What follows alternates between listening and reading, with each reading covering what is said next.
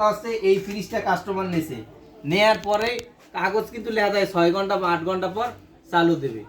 ঠিক আছে, কেউ কাছাকাছি বাসা হইতে পারে, দূরে হইতে পারে, সবার জন্য কমন এসএমএস। ভাই আপনি নতুন একটা ফ্রিজ কিনছেন 5 বছর পর, বা এর আগে একটা ব্যবহার করছেন, এখন আরেকটা নিছেন, কোনো সমস্যা নাই, আপনি একদিন পর চালু দেবেন। আজকে সন্ধ্যায় নিয়েছেন, কাল সন্ধ্যায় চালু দেবেন। চালু দেওয়ার আগে আপনার প্রথম কাজ আছে এই ফ্রিজটা বাসায় নিয়ে যে জায়গায় আপনি বসাবেন সেই কম্বাইন বোনটা ঠিক করা আছে কিনা বা লাইন আছে কিনা। যদি ঠিকঠাক থাকে সেখানে ফ্রিজটা নিয়ে সুন্দর মতো বসাইবেন, বসাইয়ে ফ্রিজটা খুলবেন। নতুন ফ্রিজ খুললেই কিন্তু ফ্রিজ থেকে একটা প্লাস্টিকের গন্ধ আসবে। ফ্রিজের ভিতরে যে ডোর পকেট যে আছে এগুলো বাইর করিয়া সুন্দর মতো কুসুম কুসুম গরম পানি দিয়ে শ্যাম্পু সাবান যা আছে এ দিয়ে পরিষ্কার করবে। পরিষ্কার করিয়া যে পাত্রগুলো আছে, যে ড্রয়ারগুলো আছে, এগুলো ধুয়ে উপর করে রাখবে যাতে পানিগুলো সব ঝরে যায়, শুকাই যায়। আর ফ্রিজটা কিছু সময়ের জন্য বা কয়েক ঘন্টার জন্য খোলা রাখবে, ভিতরের আবহাওয়া বাইরের আবহাওয়া অ্যাডজাস্ট হয়ে যাবে, তখন আর সমস্যা থাকবে না। তো অনেকে বলে যে ফ্রিজটা নিয়েই হাতে চালু দেবে না হাতে চালু, এত দরকার নাই। আপনি নর্মালি একটা ফ্রিজ নিয়ে 3 বা 4 চালু দিয়ে রাখবেন। চালু দিয়েই অনেক মানুষ কি করে যে খাবার লোড দিয়ে দিচ্ছে। খাবার লোড দেওয়া যাবে না, কোনো প্রকারই খাবার লোড দেওয়া যাবে না। আপনি একটা ইলেকট্রনিক্স প্রোডাক্ট ট্রাই করছেন, প্রোডাক্ট ভালো না খারাপ কে জানে, আমি পরীক্ষা করে নেব। আমার মাছ কিনে নিয়ে রাখিয়া নষ্ট করার কোনো দরকার নাই। আপনি কি করবেন, নর্মালি 1 বোতল পানি দিলেন, এখানে ডিবে যদি 3টা ড্রয়ার থাকে 3 বোতল পানি রাখলেন। হ্যাঁ, আর যদি মনে চায় যে কোনো খাবার রাখবেন, একবারেই মনে চায়, তাহলে আপনি হালকা জাতীয় একটা ফল রাখতে পারেন, 4টা ফল রাখতে পারেন। নরমালি ডিবে কোনো কিছু না, পানি বুঝতে পারেন না, পানি ছাড়া কোনো কিছু দিয়ে রাখা দরকার নাই। যদি চান আপনি কোনো লেবু টেবু কাইটে রাখবেন, নরমালি রাখতে পারেন, এতে গ্রান্ডা ছড়াই যাবে। বুঝতে পারছেন, এটা ভালো, এটা খারাপ কিছু না। তারপর কি হলো, আপনি মনে করেন 5 ঘন্টা 6 ঘন্টা চললি আপনাদের টের পাই যাবেন, নতুন ফ্রিজ তো, বা 7-8 ঘন্টা চললি দেখবেন হ্যাঁ রাখছিলাম বরফ ঠান্ডা হয়ে গেল, পানি বরফ হয়ে যাচ্ছে। হ্যাঁ, তারপর আপনি খাবার আস্তে আস্তে লোড করবেন। ফ্রিজে খাবার লোড করার নিয়মিত আপনি যত বড় ফ্রিজে কিনেন না কেন, পৃথিবী জোড়াও যদি একটা ফ্রিজ করেন, তাও খাবার লোড দিতে হবে আস্তে আস্তে, একবারে লোড দেওয়া যাবে না। তাহলে কম্প্রেসার উপরে চাপ পড়বে, কম্প্রেসার উপরে চাপ পড়বে। আপনি নতুন একটা ফ্রিজ কিনে অনেক মানুষ কি করে মাংস ঢুকাই দেয়, কোরবানির সময় মাংস মনে করেন এইভাবে তো রাখছে, এইভাবে পড়ে যায়, ডোর খুললে আসছে পড়ে যায়, তাও মাংস রাখতেছি তো রাখতেছি। বুঝতে পারছেন তো, এই জিনিস কিন্তু ঠিক না। কারণ এতে কি সমস্যা হবে, অর্থাৎ নিচের যে মাংস আছে এটা সব পচে যাবে, একটা মাংস ভালো থাকবে না। উপরে যেগুলো থাকবে যে হালকা হালকা ঠান্ডা হয়েছে মনে করবে ঠিক আছে, কিন্তু নিচে কিন্তু ঠিক নেই, গরম হয়ে গেছে। হ্যাঁ, আপনি 20 কেজি মাংস থাকলে আপনি 5 কেজি রাখেন, 7 কেজি রাখেন, আলাদা আলাদা করে, আবার আধা 1 ঘন্টা পর আবার 5 কেজি রাখেন, তাহলে দেখবেন যে কোনো সমস্যা নেই। হ্যাঁ, কিন্তু যদি এইভাবে কেউ খাবার রাখে তাতে কিন্তু তার সমস্যা আসবে।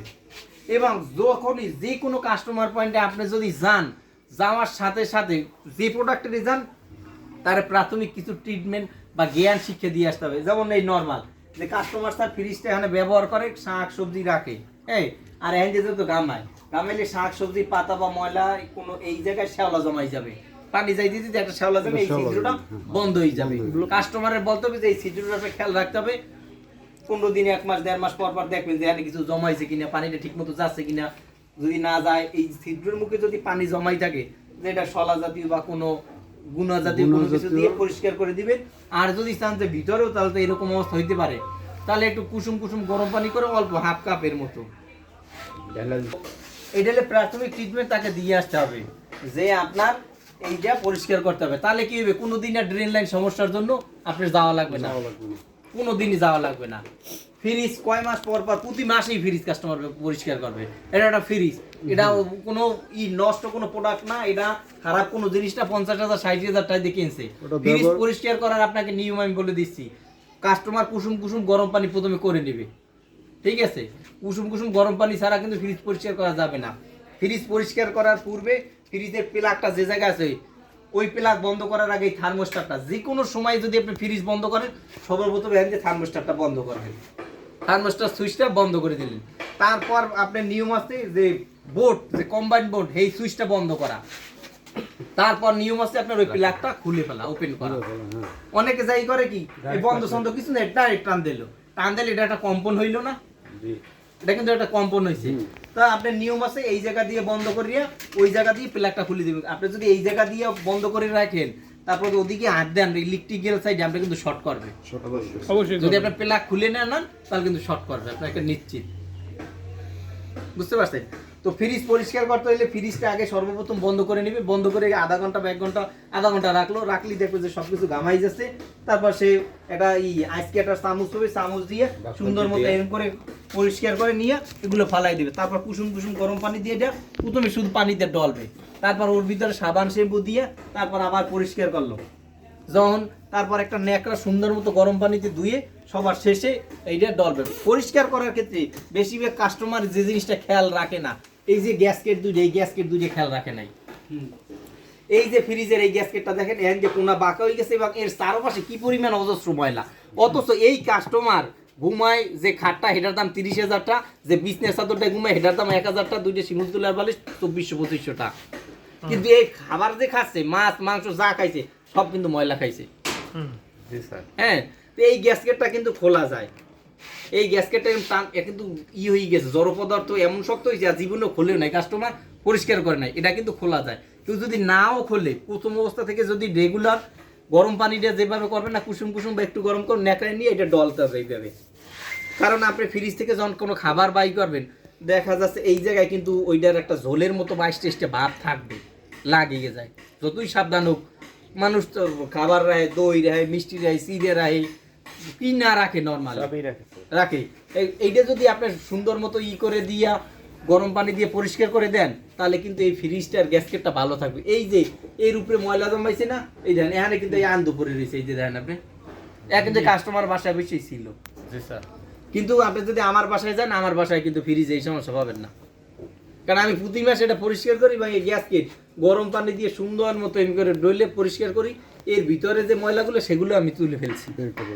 এরা কিন্তু মানুষ জানে না, না জানার ফলে কিন্তু কাস্টমারে যদি আপনি ইনফর্ম করেন সে ভালো। এই গ্যাসকেটটা যদি অপরিষ্কার থাকে 3 বছর যায়, আমি যেভাবে পরিষ্কার করছি সারা জীবন যাবে। ফ্রিজ যত বছর থাকবে অত বছরই গ্যাসকেট থাকবে, নষ্ট হবে না। এবং আমরা যারা এই লাইনে আসি, আমরা যতগুলো ফ্রিজ বেশি মানুষের কাছে এখন পর্যন্ত কোনো ফ্রিজ নষ্ট আসে নাই, এমনকি ডুমলাইটটাও নষ্ট কাটে নাই।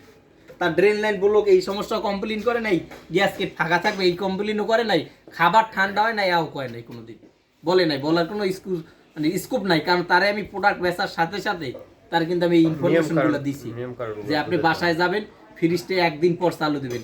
কাস্টমার নিয়ে কয় আমি 8 ঘন্টা পর চালু দিচ্ছি, আমি ফ্রিজটা শোয়াই নিয়েছে। শোয়াই নিলে কি হয়, কম্প্রেসার ভিতরে যে তেল এগুলো উঠে গেছে। আপনি ওই তেল উঠতে যদি 10 মিনিট লাগে, ওই তেল নামতে 2 দিন লাগবে ভাই। যখন ফ্রিজটা আপনি স্টিল করে খারাই যাবেন তখন top top top top top top top top করে নামবে। যখন আপনি চালু দিচ্ছে তখন এগুলো সার্কেলের সাথে মিলবে, ঘুরবে, গ্যাসের সাথে ঘুরবে, ঘুরে গ্যাসের গুণাগুণ নষ্ট হয়ে যাবে।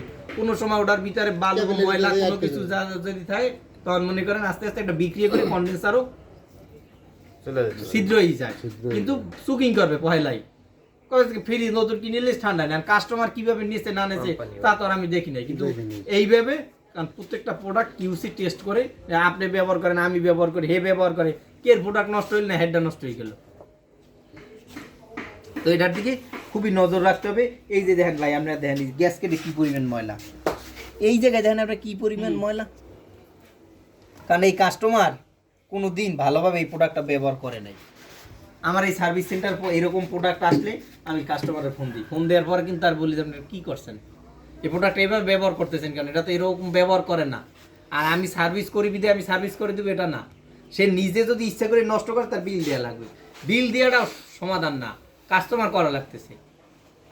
যাতে প্রোডাক্ট কাস্টমার একটা ভীষণই প্রোডাক্ট বাইরে ভ্যানে নিয়ে আসতে, তার মানে নষ্ট হয়েছে দেখলে আমার সমস্যা।